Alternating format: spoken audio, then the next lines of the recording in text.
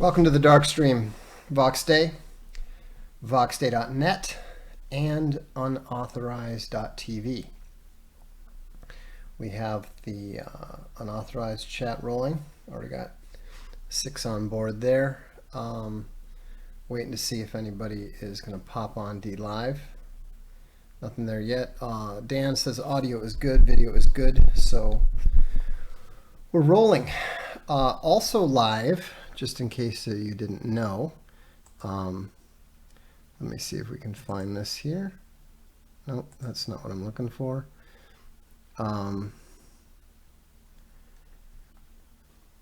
Let's see here. I'll add a source and we'll see what we got going here. There we go, web page.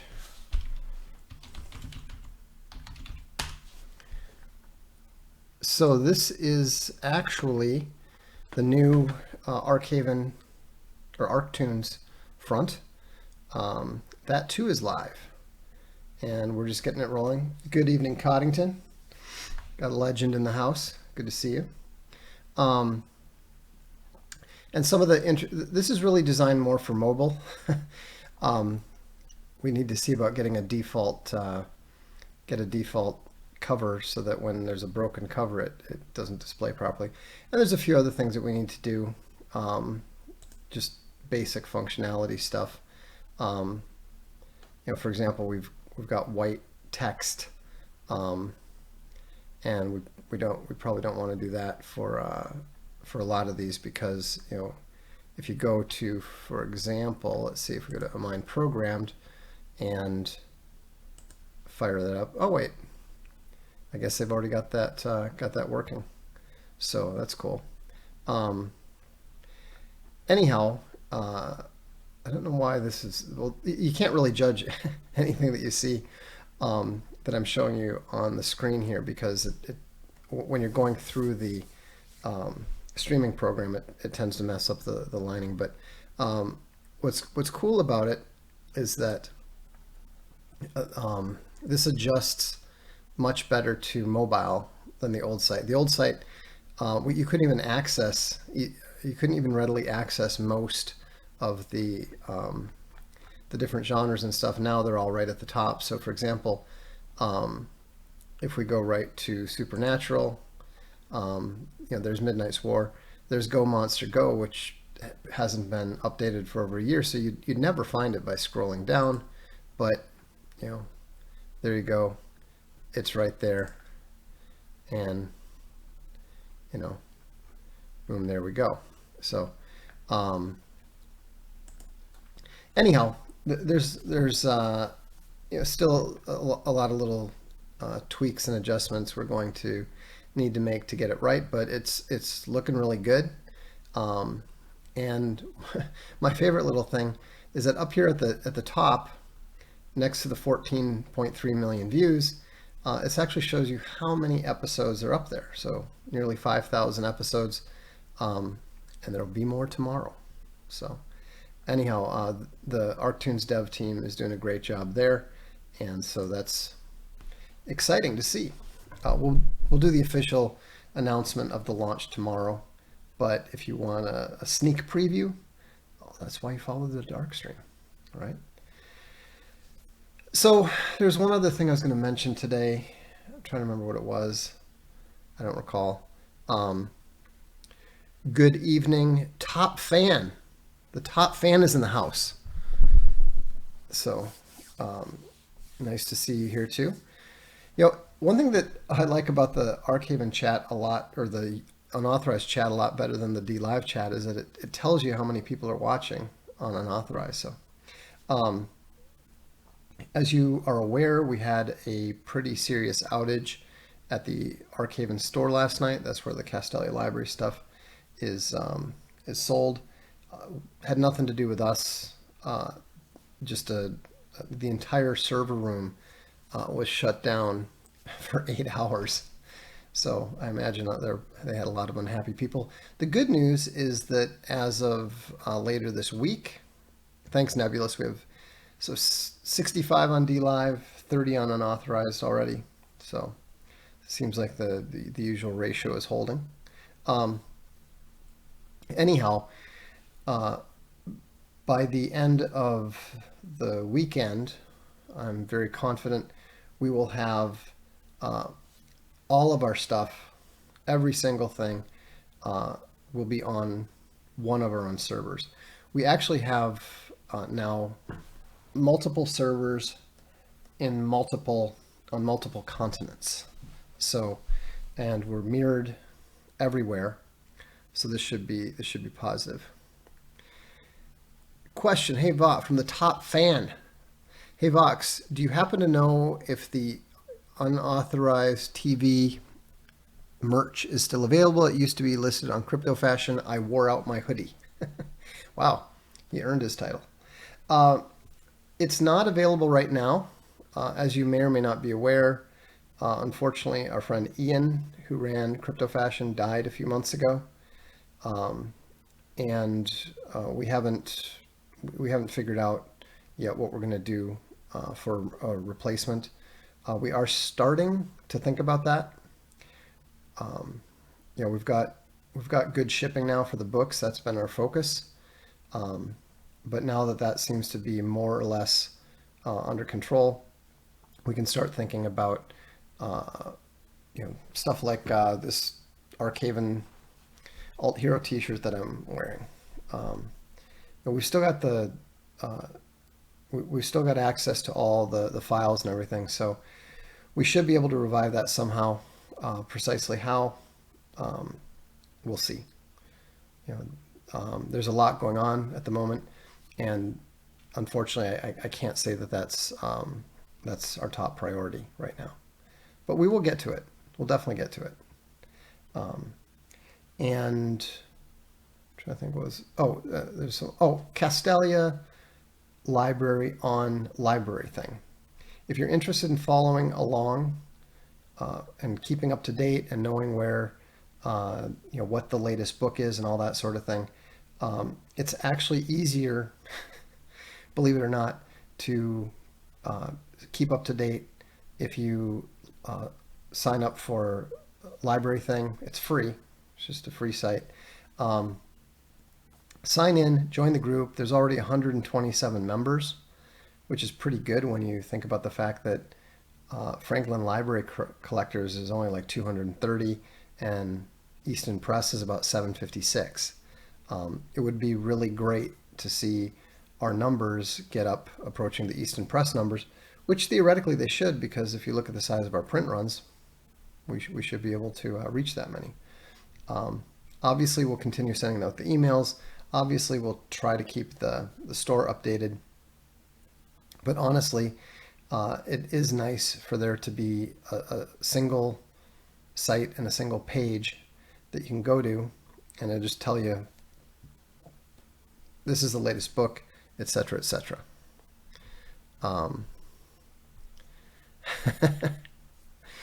Powers of Bear says, I guess writing for Yee's News isn't high on priorities either, though Milo would obviously love to have you. Well, maybe you wouldn't, maybe you wouldn't. I haven't been on Gab today, but I did, I mean, since I posted there, in response to Milo, telling him he was wrong. So, and that is a perfect, flawless segue into what we're talking about here, about there not being any good men, where have the good men gone, etc., etc. And it's a common theme that is heard in the mainstream media. It's heard in the conservative media. It's heard to a lesser extent in the alternative media, but it's still heard there. And obviously, you also hear the male version of it. We have a super chat from Crypto Deegan. Thank you, and appreciate that. But there is a difference, and I'll get into the difference, and I'll explain that pretty much coming. Just to be clear, just to keep it balanced, it's as absurd for men to complain that there's no good women anymore and they're all sluts with body counts of 732, and uh, you know they'll only date rich famous celebrities. They're all in love with Brad Pitt. I mean that's absurd. It's ridiculous. It's absurd. You know, I know good young women who want to get married and have children. You know, the same goes in spades for the women who are complaining, there's no good men. All I can find are players and soy boys, blah, blah, blah, blah, blah. You know, and, uh, you know, what I had disagreed with Milo on is that a woman had said something about how, the problem is game. Game is the problem. You know, all these guys learning game and learning to become players. And that's just absolutely wrong. And it also, I mean, it's observably wrong. Think about all the guys you know. Of all the guys you know, how many of them are actually players? How many of them are actually guys who effortlessly move from one woman to the next and attractive to all, etc., etc.? You can probably count it on one hand. I mean, even back in my night clubbing days, I did know a few players. I knew a few, epic players. I knew one in particular who was, absolutely, and, I mean, he was beyond epic. You know, his level of game was like above rock star game. It was absolutely absurd. Um, uh, he was my hero at the time. Um, but again, even though I knew a lot of guys who were, uh, successful with women and considered attractive by most and that sort of thing, most of them weren't actually players per se. You know, um, and now, yeah, I'm sure that the social media apps, beginning with Facebook and eventually moving to Tinder and whatever has succeeded Tinder, and so forth. I'm sure that has force multiplied uh, the ability of the players to play, as it were. But there's not that many of them, and even if they are, uh, you know, cutting a vast swath through the more susceptible members of the fair sex, um, you know, on a daily basis, they can't possibly account, possibly account, for the mass despoilation of the entire female sex under the age of 40, the way that these these men going their own way complain. Um, Ironic Keyboards says, I knew one person ever with that level of game. He ended up being married with 4 kids by his 30s. Yeah, there's a fair number of them grow out of it. I mean, honestly, a fair number of them get bored of it within a relatively short period of time. Um, says, most guys I know like less than 1% are players, but that's different than being attractive. Well, being a player is a subset of being attractive. Not all attractive men are players, but all players are by definition attractive. You know, Now granted, you can have low level players. You can have a guy who's not particularly attractive, but he tends to date relatively unattractive women. He can be a player. You know, all things about, not all things, most things about humanity, most things related to the social aspects of life are all relative.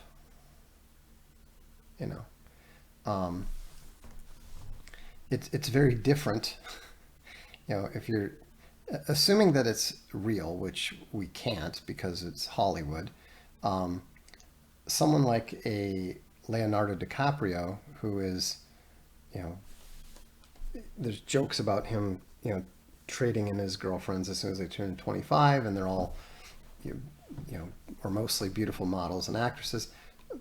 Presumably, his level of game is much higher than, your that relatively unattractive player that I was talking about, right? So, but the point is, there's not that many Leonardo DiCaprios out there, you know.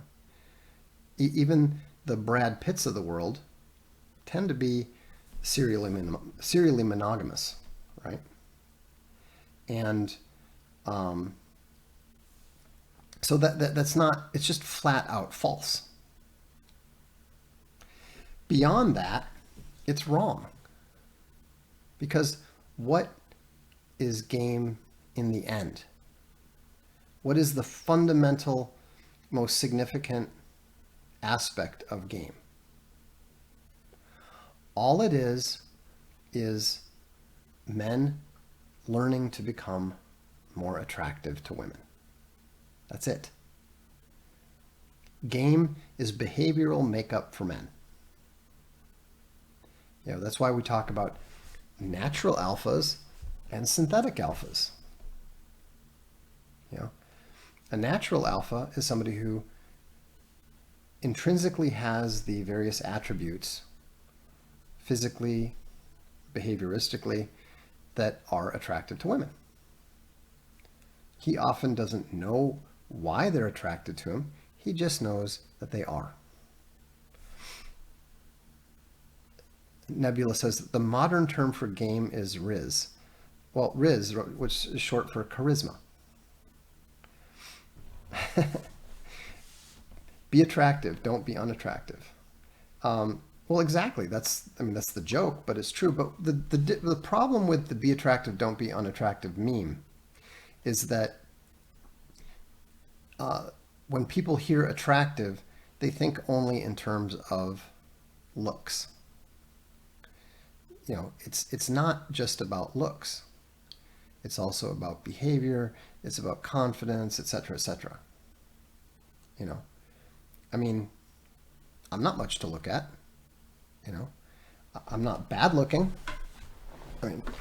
Okay, I'm old, so it's almost it's almost irrelevant anyhow at this point. But the point is that when I was younger, I was good looking, but not great. But I was extremely attractive because of personality, confidence, various other things. And it's true, game does recognize game, because if people understand and they see, when they're used to seeing the patterns, they recognize the patterns,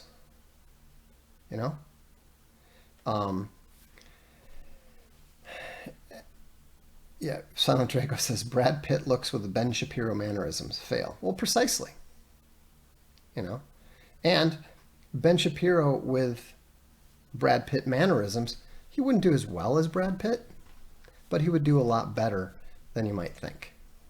Because attractiveness covers a fairly broad range of attributes. Not everybody is attracted to the same thing.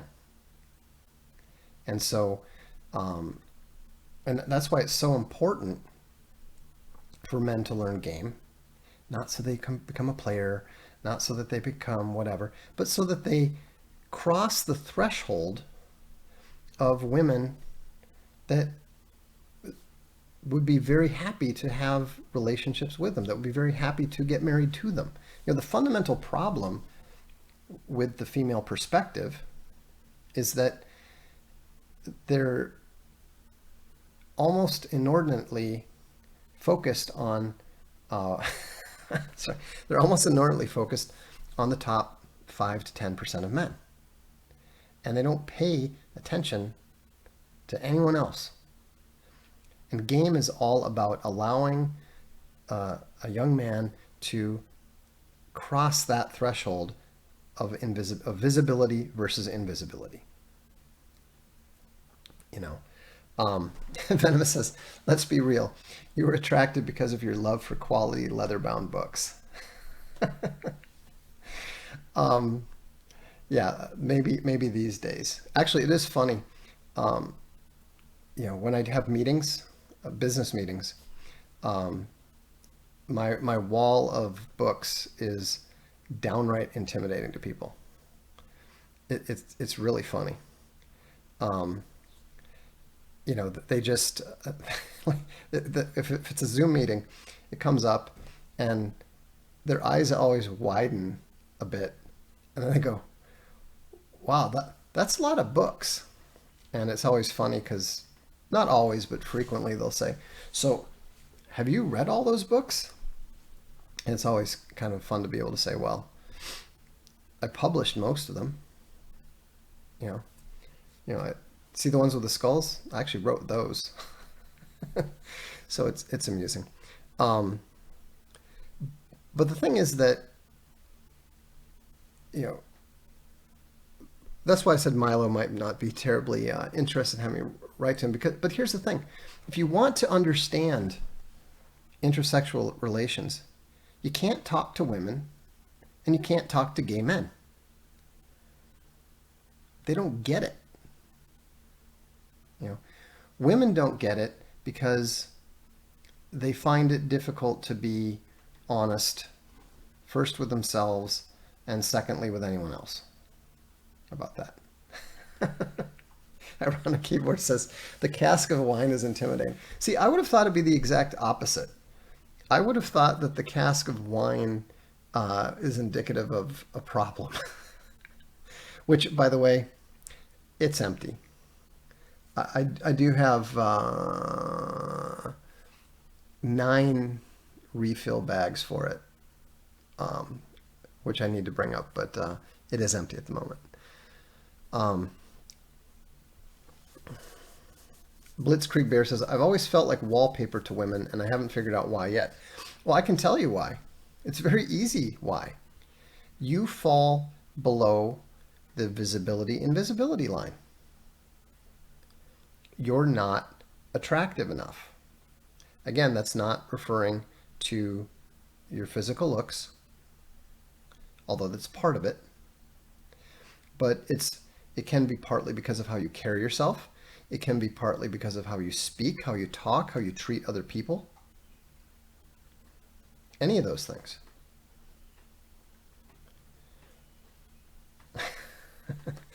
And so, Sir Hamster, he says, admitting it's empty sounds like a drinking problem. Hey, I took my time. What you can't see is that I also have a ridgeback in the corner.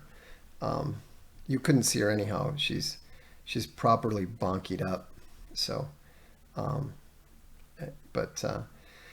Driftless says, a lot of it is your energy or vibe.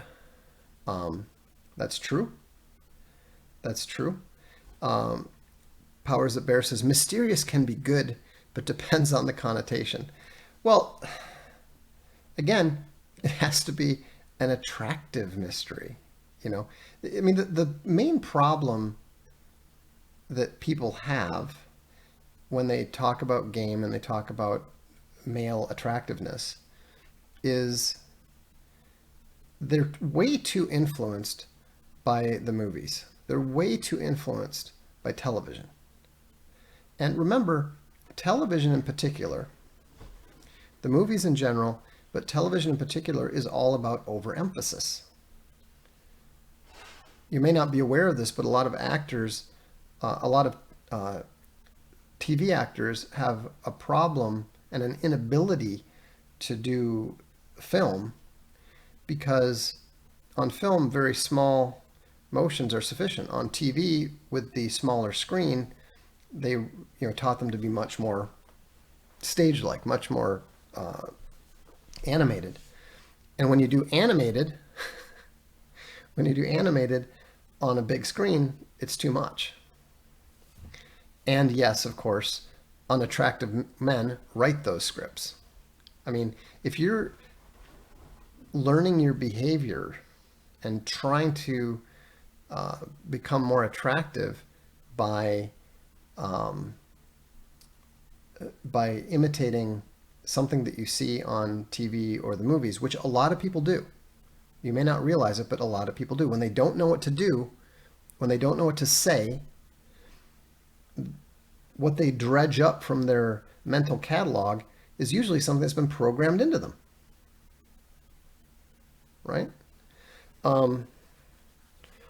Nebula says confidence is number one. That's true, but you need to keep in mind that confidence is not really a standalone attribute.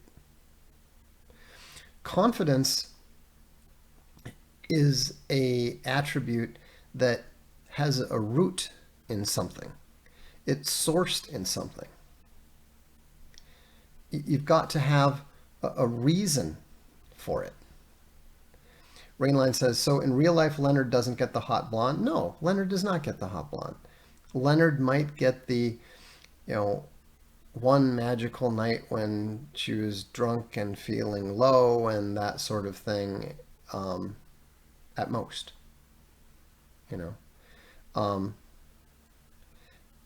Stability? No, stability is not attractive. Stability, in fact, is actually kind of unattractive.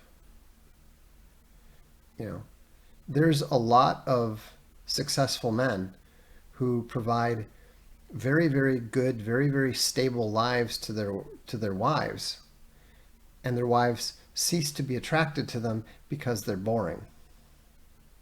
The funny thing is that they just lose interest and all this kind of stuff.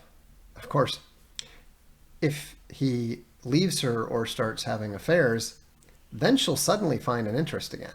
But but stability is not attractiveness. Emotional stability, yeah, definitely. Powers Up Bear says, so confidence is more of a multiplier. Yes, absolutely. People say, yeah. Driftless says, you mean like maintaining frame? Yeah, emotional stability, maintaining frame, those are all different ways of saying the same thing.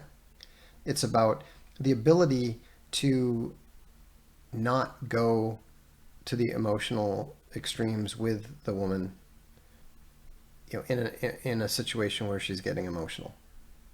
So, whether it's a fight, whether it's a crisis situation, whether it's a social conflict,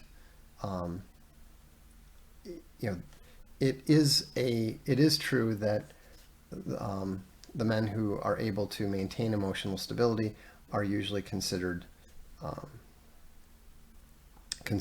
more attractive. Austin says, I think competence is number one. No, it's not. I mean, Austin, I can tell you right now that you're a Delta. I mean, here's the thing. Everybody wants to believe that what they have and what they are is attractive. Everybody wants to believe that. A few people are crazy enough to actually come right out and argue for it. I remember back in the early days of the Alpha Game blog, an obvious Delta asking me if there was such a thing called as a stealth alpha. And I said, well, what do you mean by stealth alpha? He says, well, everybody really relies on me and everybody comes to me. I said, to do stuff, to get stuff done for them? He's like, yeah. I said, dude, that's not stealth alpha. That's Delta. That's exactly what Delta is. You're the competent guy. You're the reliable guy. You're the stable guy. And in terms of attraction, you're the invisible guy. You know, um, and I mean, there's various elements of it. Um, Exterminator Bear says raw animal attraction is what women desire. Well, that's kind of a tautology. We're talking about attraction. That's why assholes succeed. They aren't stable. No, that's not necessarily why they do. Um, but if you think, I mean, there's plenty of ways. Think about this. There's plenty of ways to be an asshole that women don't find attractive. If you want to drive a woman away, take her out to dinner and be an asshole to the waiter. Not going to work, is it? You know, if you're an asshole in a way that embarrasses her, that causes her to lose social status, no. You know, and in fact, a lot of people don't really understand what the attraction of of the asshole of the person that other men perceive as an asshole. And usually the reason that they do that, the reason they perceive him that way is because of how he treats her, right? And the way that he treats her is with what? Indifference, usually. Not necessarily cruelty. It can be cruelty, but it's mostly indifference. And why do women like that sometimes? Especially if they're attractive? Because the one thing that they fear is rendered impossible. You know, attractive women, especially attractive young women, do not want the dedicated admirer. They have plenty of admirers.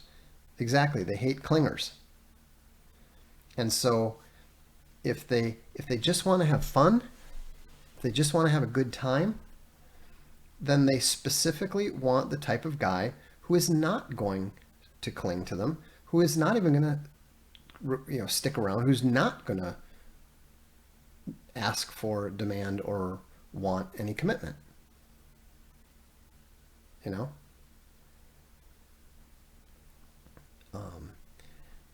You know, I mean, and that's why they don't get offended by them. Because they know, for all that they may, cry and weep and whatever over the behavior of some guy, that is only if they have made the transition to actually wanting a relationship with that individual. But if they don't get to that point, they're not going to cry about it or anything. I know it sounds backwards to most guys, but this is an absolute fact. It's especially the more attractive the woman, the more this is generally true. Because they are terrified of a guy they can't get rid of. I mean, that's why women often try to get a guy to break up with them, because they don't like breaking up with men, and for good reason. Look at the women who get murdered by their boyfriends. If you want a classic example of a woman who gets murdered by her boyfriend, it'll be a white woman who is attempting to break up or had broken up with her black boyfriend. That's like the most dangerous situation that you can have.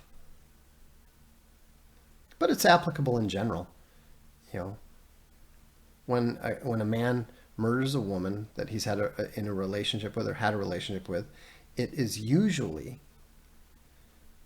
a woman who wants to break up with him. So ironically, the asshole, the player, he's safe.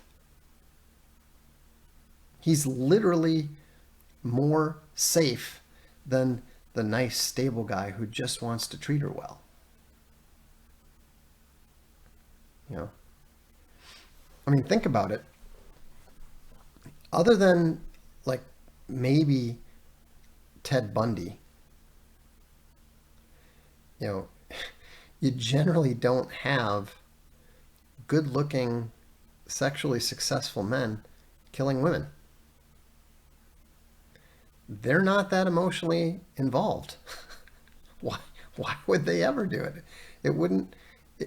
I mean, when I think about the more successful guys that I knew, the Billies, the Parises, etc. Um,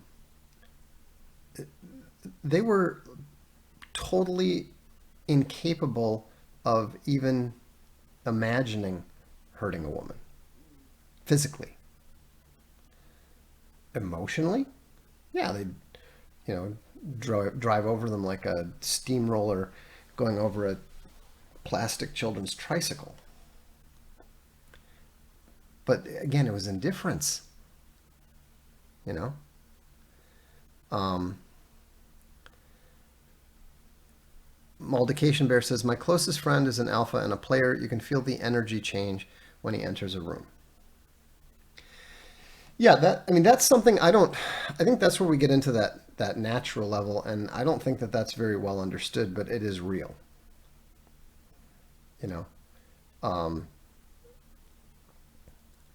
people do give off noticeable vibes. I've told you this before. I really need to dig up that picture somewhere. Um, I was just presenting at a conference in front of 700 people, maybe more. I don't remember exactly. It was somewhere between like 700 and 1,000 people, and it was like a Shark Tank type thing. You just had a short presentation about something, and my best friend. This is in Barcelona. My best friend was handling the tech side of um, the social media thing, and basically the way that it was set up, they had a special app that was sort of like it like sent things to Twitter, but it went through this app, so they had all of the messages that were going out from the crowd at the time. And he called me up laughing the next day, and he said, "Weren't?" He said, "You were presenting at this time, weren't you?" And I said, "Yeah, yeah." And he said, he said, "Man, some of these people, they did not like you at all. It's all like, this guy's so arrogant. What an asshole. You know, all this sort of thing."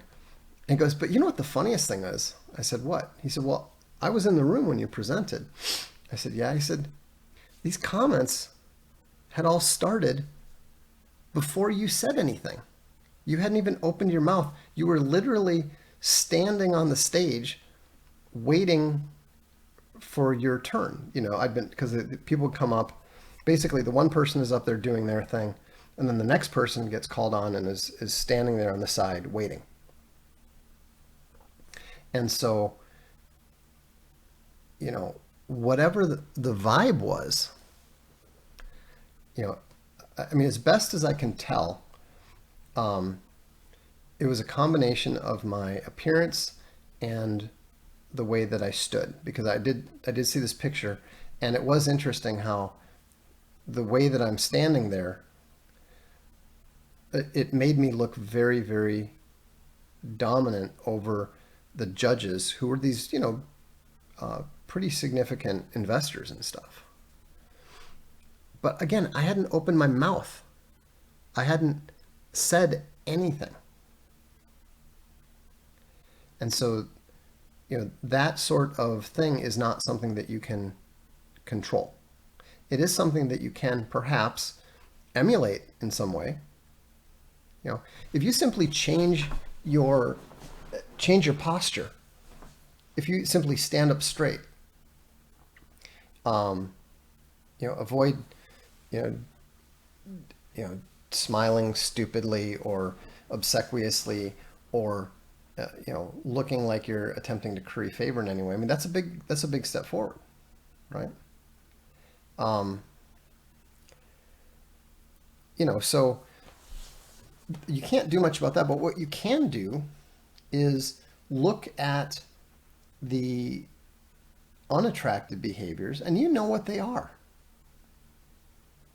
You know, what does a gamma do? Um, Gray Matter Bear says the Dark Lord energy was on full display. Well, think about this. How do I end up with a nickname like Dark Lord? I mean, yeah, I do wear black as hair. Well, here's actually a better question.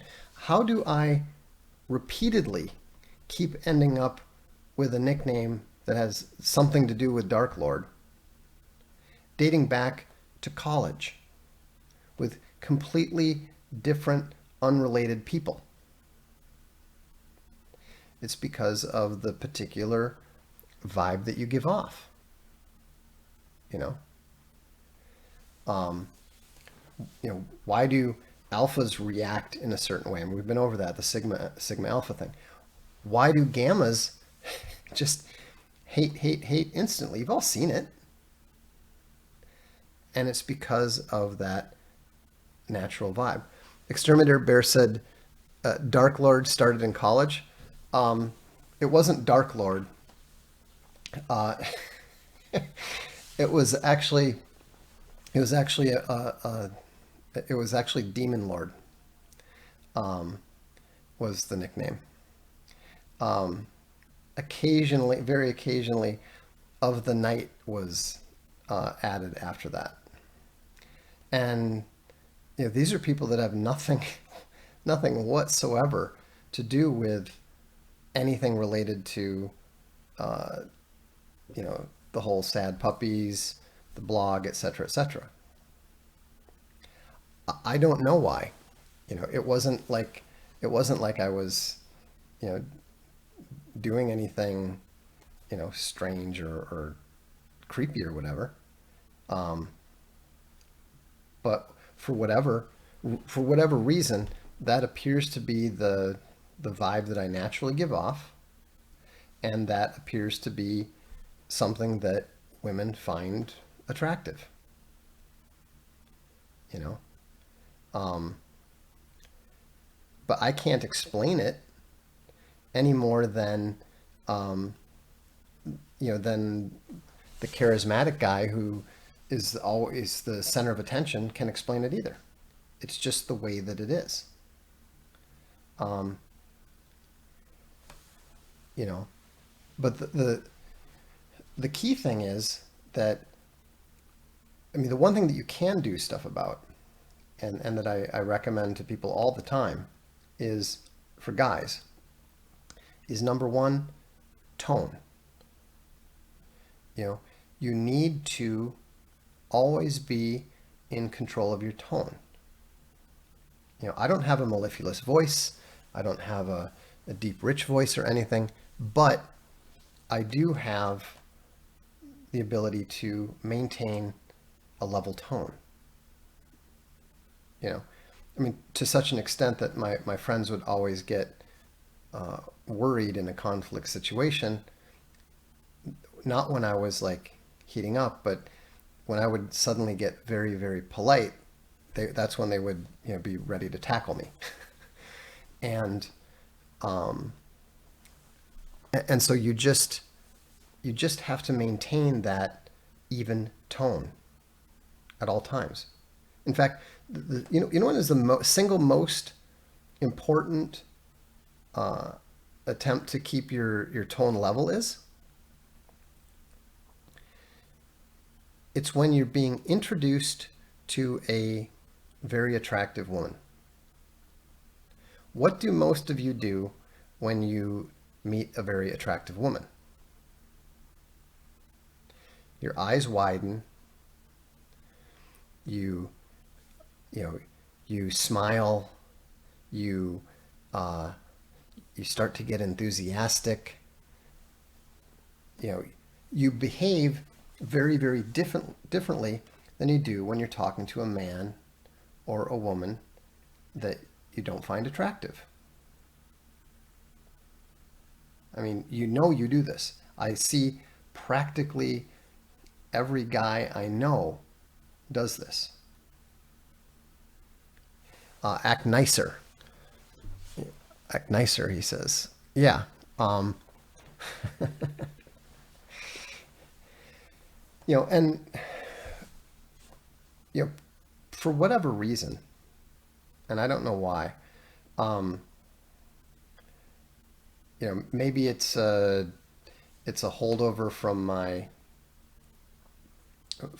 days of being a pretty much or basically being an omega or something, but I don't like to betray myself in any way when I'm talking to something. I mean, if I'm like smiling and being agreeable, um, my friends tell me that it's literally disturbing to them.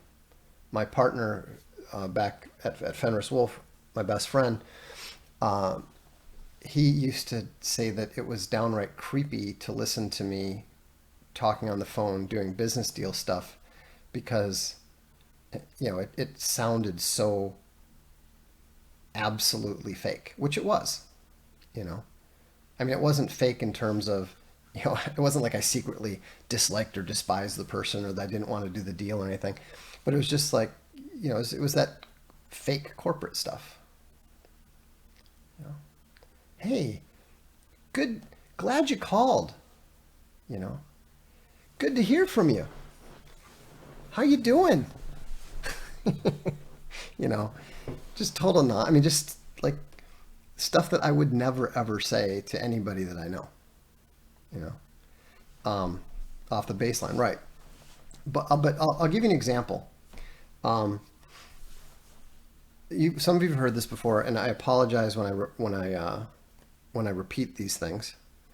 um, but I mean, they're germane, so it's not like I assume that all of you have watched all the Darkstreams or anything. So if you know the punchlines, don't worry about it. Um, but the user says, I can hear it there, and you weren't even trying.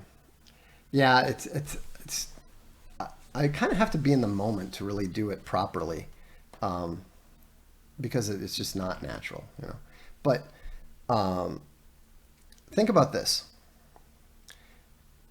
you're in high school, uh, you're at a school assembly, and they're announcing the homecoming court. You know, I mean, they're literally announcing the homecoming court. And, as they call the names and the people, of course, it tends to be the most popular people with a little bit of a sprinkling of a surprise or two, right? And the people that are the surprises are, generally pretty accomplished in some way. So imagine you're sitting there. Uh, you're a senior in high school. You know everybody. Um, and keep in mind, the entire student body votes from the freshmen to the seniors. So that's where you tend to get stuff that's where you get the surprises from, because often people that might not be the most popular in the senior class, have general fan clubs among the freshmen or the sophomores, whatever, right? So, they're announcing the names. The most of the people that are being announced are friends of yours to some degree.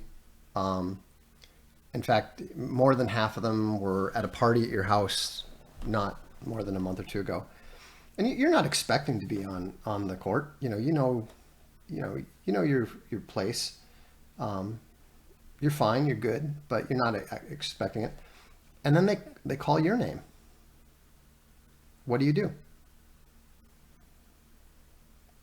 You know, what is anybody going to do?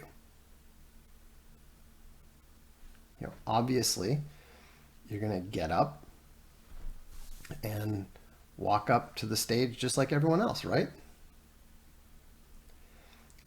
But the thing is, I didn't. You know, I don't know particularly why. I mean, it's partly because, uh, it was it was the president and vice president of the junior class who were, uh, no, see, Exterminator says, I would leave. No, you wouldn't. I mean, that's absurd, you know. Um, I'd been seeing this. I'd been seeing this, since the time I was in seventh grade because it was this private academy and all. Um, but I didn't. I just sat there and waited. And sure enough, it turned out that it was my best friend, my best female friend, who was the class junior vice president, and um, you know, she just thought it'd be funny to do that, and she knew that I could take it. Because obviously, I mean that's like, think about it. They literally made a horror movie about a very similar thing, the most humiliating possible thing. Okay, granted, the pig's blood is a whole nother level, right? Um, but the same thing applies to when you're meeting, uh, somebody that you find attractive, or somebody that uh, is influential, somebody who can do great favors for you. You know, um, because here's the thing: if you don't react the way that most people do, and when I say react, I mean uh, react in an enthusiastic way, as opposed to a polite and proper way, people have a tendency to regard you as more of an equal. You know, um, when I was younger, I was in a lot of political situations when I was in college. My folks were very politically influential to the point that the various candidates for governor would come by the house or come by my dad's office and that sort of thing. So, I met all the senators and all the congressmen and all the various folks, and you would meet a lot of people. I mean, um, when I went to the inaugural ball in 1988, uh, I was seated next to Miss South Carolina on one side, and on the other side was like a congressman or something. Now, the only way that people like that treat you as an equal, if you're 20 years old, is if you behave like an equal. You know, um, if you're all excited to meet them and you're their biggest fan or whatever, from the very moment that you turn to someone, if you're all, hey, hi, oh, it's so exciting to meet you. Wow, you're this. Wow, you know. This particular Miss South Carolina was much more intelligent than the one that didn't know where Iraq was, or, or whatever. That was pretty funny. But the point is that whenever you are interacting with others, you're constantly sending in them information about yourself. And Powers of Bear says, especially in those circles. Well, but see, I would disagree. I think that it applies everywhere. It's just that it's easier to and more expected for you to respond in that enthusiastic way. This sounds really bad, doesn't it? I'm basically saying react with less enthusiasm to people. I and I am, but I'm not saying be negative. In fact, that's one of the mistakes that people make, is that they're trying to be either mysterious or not be obsequious or whatever, and then they start becoming negative. I'm not talking about that. In fact, one of the ways to become more attractive is through relentless positivity. You know, Coddington Bear's right. It's like in football when you score your first touchdown. Act like you've been there before. It's always much more impressive when somebody scores a touchdown. Emmitt Smith was like the king of I've been there before. You know, I love that commercial. I love that commercial. I'll show it on the stream sometime, where he talks about how one of the sad things about football is that they don't really get to know each other because their interactions are so brief. He plows over a redskin, goes into the end zone. He's literally like lying on top of him. He says, "Hi, I'm Emmett." To me, that's so beautiful, you know. Austin said it would be weird if you got a little too enthusiastic making deals for goat flesh. Well, especially because we usually just go for the skin.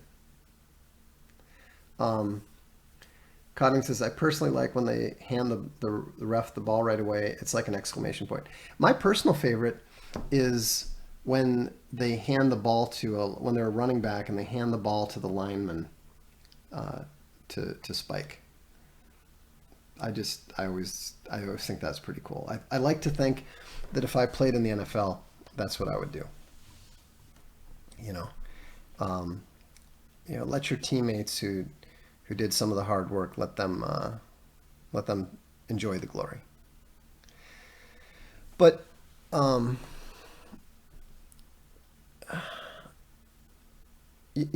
one of the things that, and this is something to keep in mind, the reason this is useful advice, I think, is that one of the things that women do is they try to provoke a response.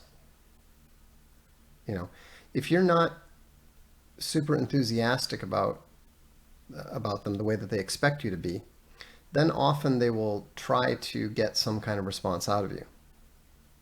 So that's when, the classic example of, and I know Royce has written about this stuff, is, they'll make up some bullshit story about how they're really into some sort of sexual thing or whatever, and you're supposed to, or they'll make up some nonsense thing about how they really want this or that or the other thing, and it's all meant to try to get the guy to react, to show enthusiasm.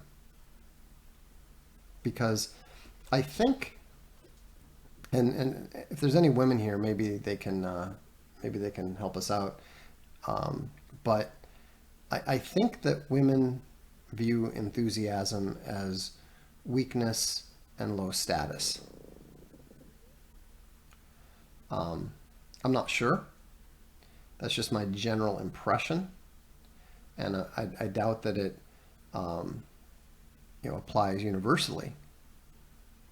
There's probably some high energy cheerleader types that feed off of high energy male enthusiasm. I think those are some of the couples that I loathe. I shouldn't say I loathe. That's not fair. Those are the kind of couples that I find really exhausting. Compliance test. I think it's even beyond compliance test. I think it's essentially a submission test. Can I get you to somehow indicate that you are submitting to me? I don't know. But that's something that, notice that I'm focusing here. I mean, I'm not pretending to cover the whole range of things, but do notice that I'm focusing here on things that you can control. You're focusing on things that, whether you're a weird, creepy guy that is totally invisible to women or not, you can control this. Here we got some advice. Cactus Eater Bear knows what she's talking about. Men should never smile with their mouth open. Close those teeth, soy boy. I to be honest, I absolutely hate family pictures because you're always supposed to smile, and I just, I don't smile in a particularly attractive way, and I don't feel natural smiling for the most part.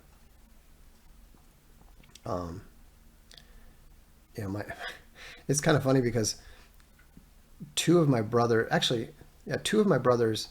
have phenomenal smiles, like handsome guy modeling smiles, and it just doesn't work.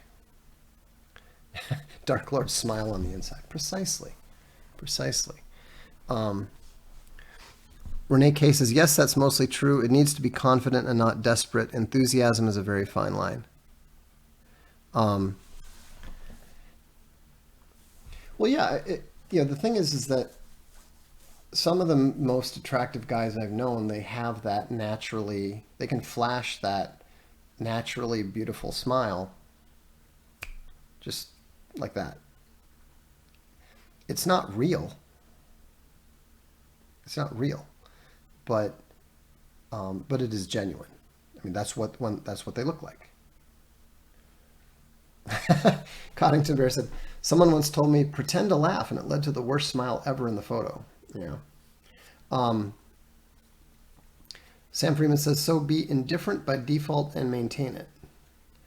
That is something, I believe that is something that you can do to be more attractive. But again, it's indifferent.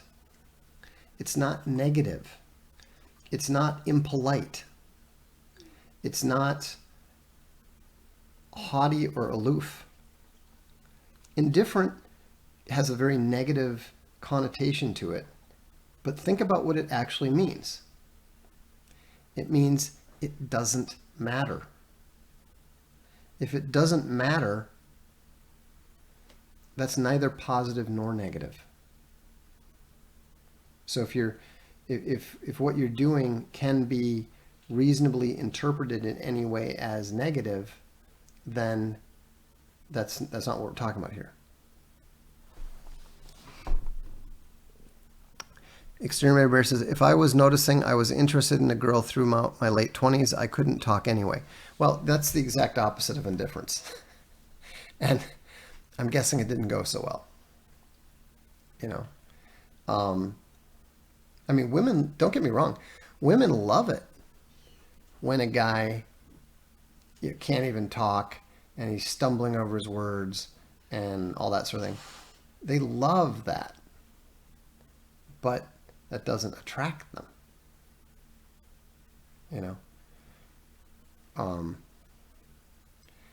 And now, obviously, I mean, let's face it, that I have a reason for being very, very neutral and very indifferent all the time. Naturally, that has nothing to do with intersexual relations. I mean, given that I coined the term, most people are idiots, why I'm, keeping a mask of indifference at all times. Hey, cutie. Come here. Let's see if we can come here. Hey, come here. Come here. Come here. Hey, come on. She's going, no. Oh, she's going back to her chair. It's okay. You can stay there. She does not want to be. She does not want to be on film. The camera cannot control that much beauty. So, um, there goes that mask of indifference. I'm not indifferent to dogs. You know that. Dogs are the best. Um, the Asma says, mask at indifference at all times as Vox grins at his puppy. Yeah, well, I'm not indifferent to the pups. Actually, I I, I get a hard time from Space Bunny. She thinks I spoil them, and I had to admit the other day that she might have a point. I thought, given the similarity of what was happening at that time to someone feeding grapes to a Roman reclining on his couch. But um, but the point is that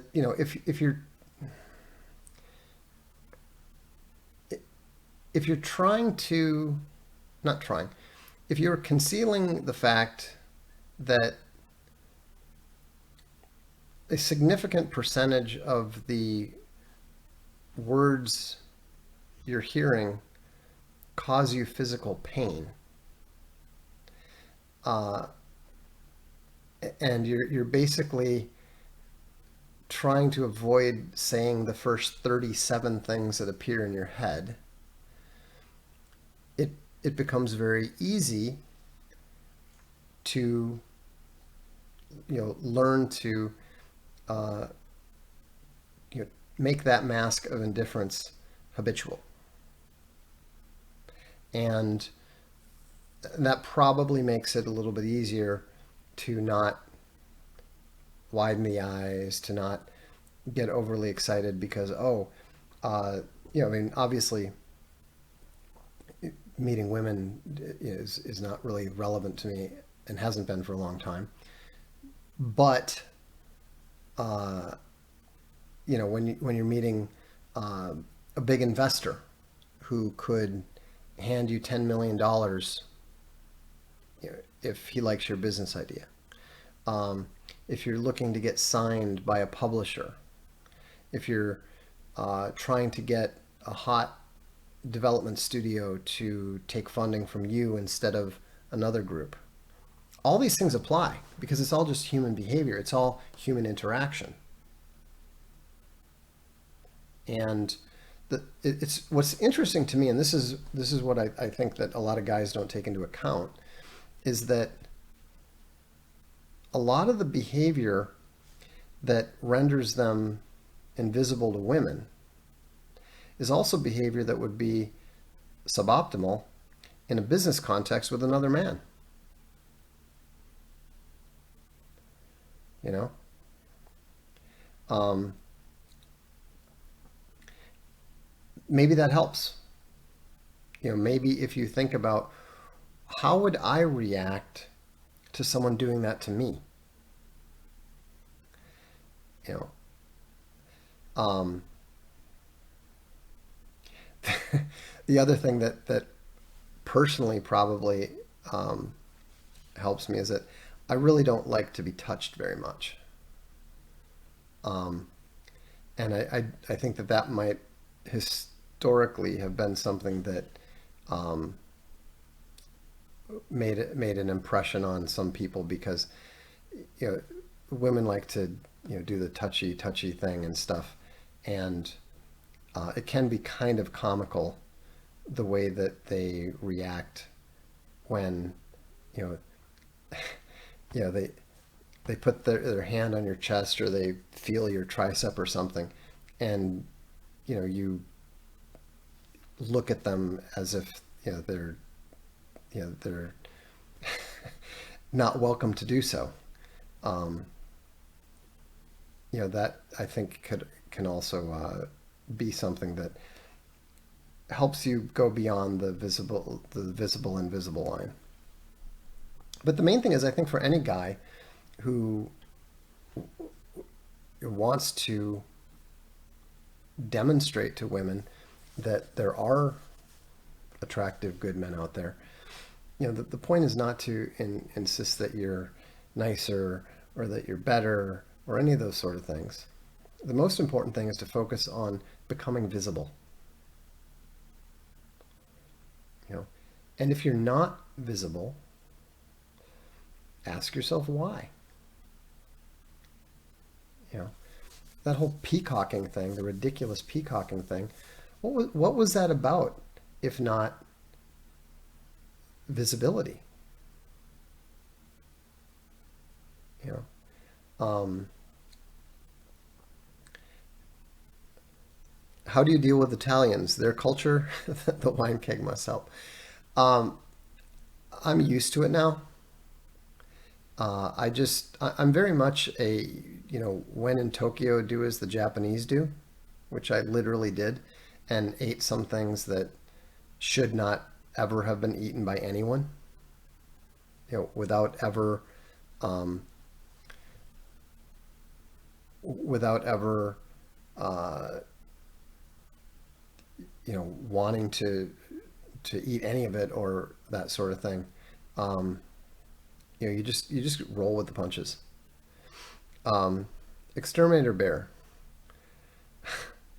What if you're not looking to be visible? Then you're not relevant to the conversation here. I mean, I don't even understand if you're an omega and you want to hide away from the world. It's pretty easy, you know. Um, you know, the point is, if you're not visible to women, they are going to conclude you don't exist. That's why women say ridiculous things like, "Where are the good men? All there are it's they're basically saying that I don't see anyone that I find attractive. Now there is a fundamental problem in that, and I didn't bother getting into this time. There is a fundamental problem with women overrating themselves. Most women, not all, but most women do overrate themselves. They think, and obviously the whole sex thing confuses the matter because a woman can get a more attractive guy on a very short-term basis than she can land in a relationship. We all know that, but women don't like to admit it, and so uh, you know just because the captain of the football team or the Hollywood actor or the rock star was bored one night and didn't have anything better to do, um, they now think that that's the caliber of guy that they can attract. So it's absurd, you know.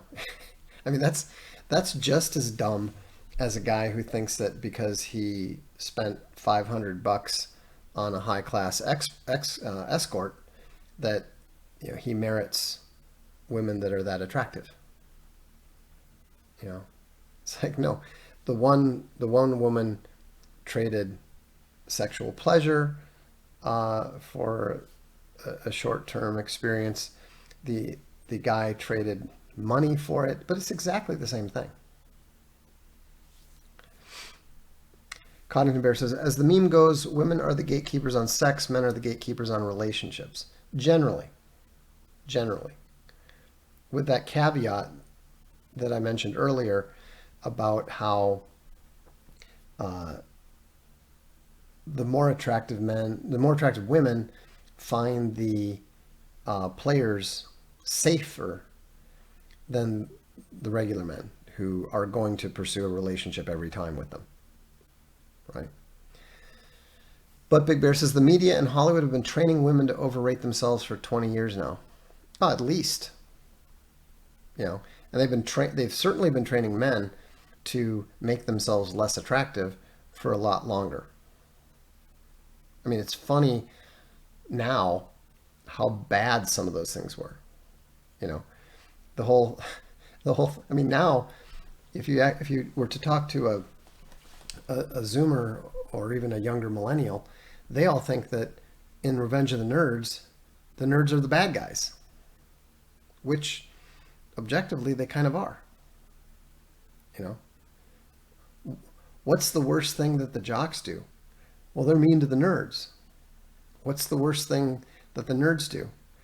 um, breaking and entering and spying and stalking and uh, you know, rape through identity theft. I mean, it's amazingly awful. Um, yeah, exactly. Um, is that a move to keep them single so they don't create more people? No, it's because it's made by creepy little guys who, as I said, everybody thinks that they're secretly the most attractive somehow. You know, if you're a if you're a creepy little nerd, then you're convinced that the hot women secretly want the smart guy, and because his love is pure or some nonsense, you know. Gamma writers, exactly. There are more women on social media saying they made a mistake not settling with their sexual rank of the opposite sex. May be a good sign. Well, yeah, I mean, social media. One thing about social media that's great is that it cuts through the mainstream media. You know, more and more women are admitting that the mainstream lies of feminism and you know, non-masculine roles and all this kind of stuff are false, are lies, and they are. You know, it used to be saying that fat, ugly girls try harder. The most vocally demanding and obnoxious are the uglies and the fatties. Yeah, they're all. I mean, the more unattractive you are, the more socially deluded you are. Yeah, the one trope that drives him driftless crazy is that ugly people are nice and hot people are mean and terrible. I've often found the opposite. Yeah, it's usually the opposite because you know the the hot girls usually are not bitter at all. The hot girls are not trying to get anybody back. You know, um, I'm still really good friends with the girl who was I mean, she was the hottest swimsuit model in Minnesota. She was actually up. She was up for Baywatch. They went with Gina Nolan over her. Gina Nolan's another girl from Minnesota. Um, and frankly, was my friend was definitely hotter. Definitely had a better body. I think Gina Nolan was maybe a bit prettier. Um, and she is to this day one of my favorite people just because she's so nice and has such a good heart, you know. And you know, I would hear people, you know, out at the clubs and stuff. I would hear people that had never met her, both men and women, talking about what a bitch she was. It's like, no, she's just really attractive. I mean, the crazy thing is, you know, there are women, and I may or may not be married to one, who look, you know, they have the resting bitch face. They look cold. They look haughty. They look like, uh, you know, if you say anything to them, they'll verbally slice you to bits. You know, she didn't even look like that. You know, I mean, it's like, you know, total, you know, idealized girl next door sort of thing. But um, you know, people are so crabbed and envious. You know, it's like when a guy drives by in a Ferrari and you know, you hear both men and women going, I bet, what's he compensating for? I bet he has a small penis. I mean, what the hell? It's a beautiful car. Just, if you envy it, envy it. You know, but why would you conclude something negative about a guy who has the ability and the appreciation to buy a beautiful car? Rainline says resting bitch face is gamma defense. That's partly true, but let's face it, there are some women that just naturally have one. I mean, it's just the way it's just the way that their face, the way their facial lines are drawn. You know. Let's see. I did watch with two of my three sisters. They had the bit shield to keep the gammas away. Yeah, that's exactly what Rainline was saying. Um, I mean, we've all seen it. Uh, I know a young woman who is just she's very open and she's very pretty and is just has the best heart you can possibly imagine. And even she's had to learn to like rein it in a little bit so that the creeps don't all fall in love with her. You know, she she just wants to be naturally friendly and stuff, and a lot of guys can't handle it, and which takes us back to the whole indifference thing. I mean, if you think about it, what do what do guys always say? Be cool, play it cool. This is obvious stuff, guys. This is really obvious stuff. But for some reason, people get so caught up in thinking about the ifs, ands, and buts and all the little details and everything that they lose track of that. But try it, you know. We'll revisit the subject, in 2 weeks or so. For those of you who are young enough and single, give it a try and report back, you know. Um, see if it improves the way that people perceive you, you know. Um, and Omegas, take a shower. I know you think you don't need it. Just do it anyhow. At least every other day. It'll help, I promise. Austin says, so many guys confuse women being nice as women being attracted. Yeah, exactly. But if you maintain proper indifference, you will see the difference. You know, if she's ignoring everyone else, if she's got her hands all over you, if she's laughing insanely when you say something that's moderately funny, that you can trust. The fact that she smiled at you and she talked to you or she looked at you, no. That's what people do when people are being nice to each other. So, anyhow, I wish you all well, and we'll speak to you soon. And I'm hoping that that noise is good news on the technical front. So, I'm Vox Day, and this is the Darkstream.